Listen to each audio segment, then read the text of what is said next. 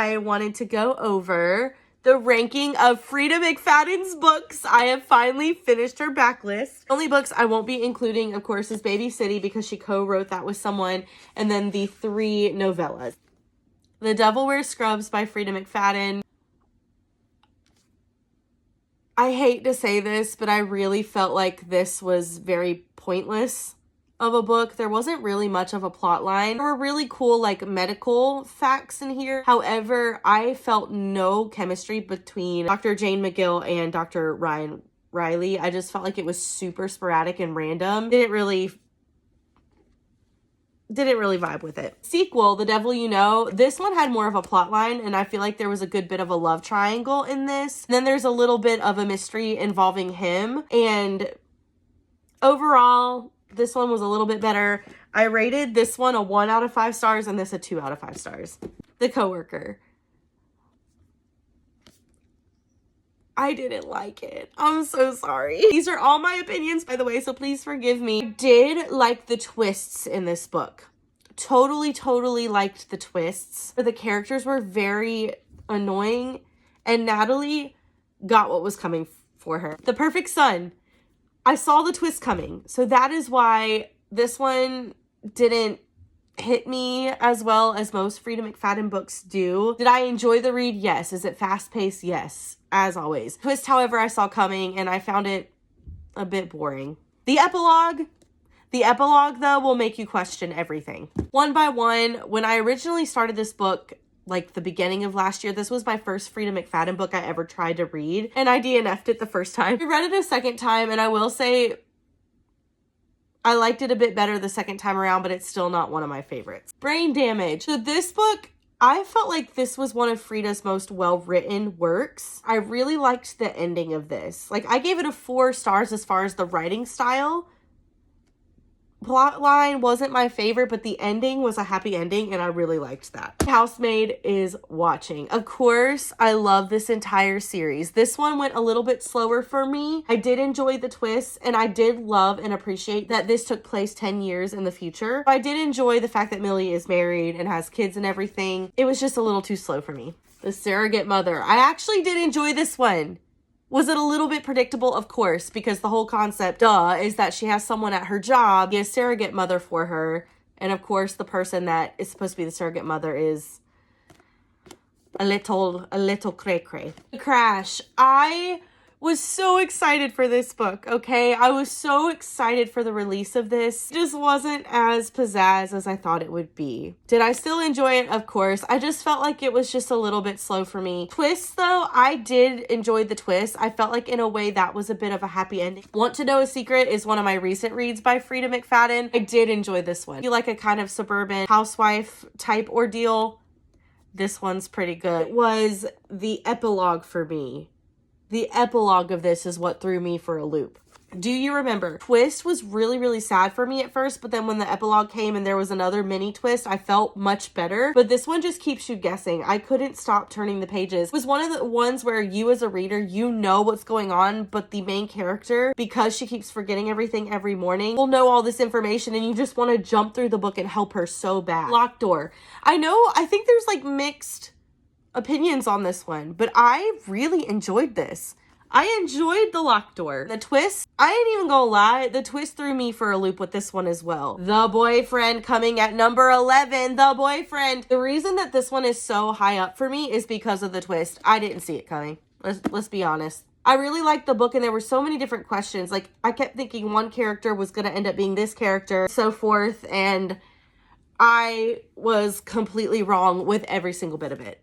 Now we have entered the top 10 books. Coming at number 10, The Teacher by Freida McFadden. I know there's mixed opinions with this one. The epilogue, still to this day, the best Freida McFadden epilogue is this one, because how did this happen? I never saw it coming. Literally, still to this day, question this epilogue, because how? Number 9. Do Not Disturb. I really feel like this is one of Freida's most underrated books. This one was really good. The twist in this one, once again, did not see coming, especially the cell phone part. The cell phone part, if you know, you know. when you find out who the texts are on that cell phone and who it's from. The Wife Upstairs. Coming in at number 8 is The Wife Upstairs. So this is obviously a Verity Vibes type book. And this one is good. When it all comes together, it's just, you've got to read it. This one was a pleasant surprise for me. Dead Med by Freida McFadden. I loved this. Loved it. This book, the only thing, the ending was a little off for me. Otherwise, the rest of this book and the different point of views throughout and how everything comes together, this book is genius. I didn't expect this book to be so good, and it was so good. That is why it made it into the top 10. And this is one of my recent reads as well. Every character is supposed to be different, in books. Just the way she wrote them so different was so obvious, and it just all came together. It was so genius. The inmate. And the back and forth love triangle. I was like, who did it? Who's telling the truth? I don't know what to do. I don't know what to believe. Twist at the end of this was a little bit far-fetched, which, are we surprised? But this was super good. The next two, it's not a tie, but The Housemaid's Secret and The Housemaid.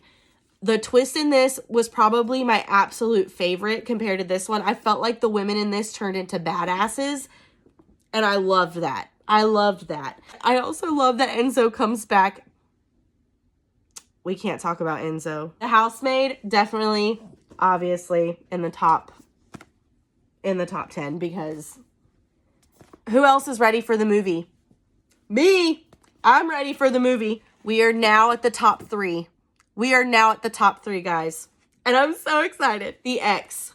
I am so shocked that nobody talks about this one as often as the other ones. This book, the mid-twist, guys, I have a reaction video of this. You can see the absolute shock all over my face. How I did not see it coming like this. The mid-twist.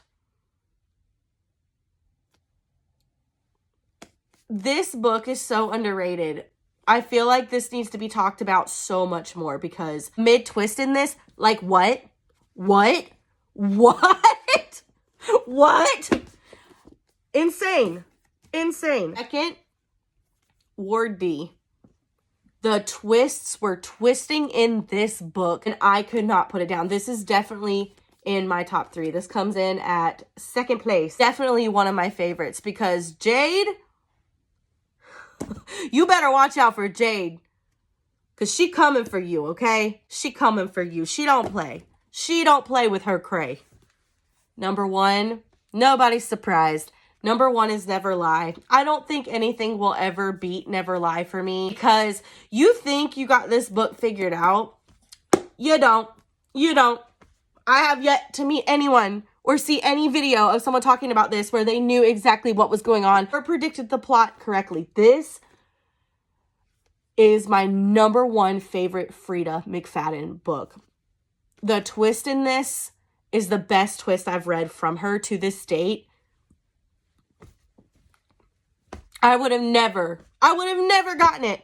But this, I highly recommend, if you have not read any Freida McFadden books yet, you need to start with Never Lie. You're welcome. I am so ready for when the Tenant comes out. I am so ready to read that book. So happy that I finally have finished her entire backlist. The next video will be when I do the yes, no, maybe. So stay tuned.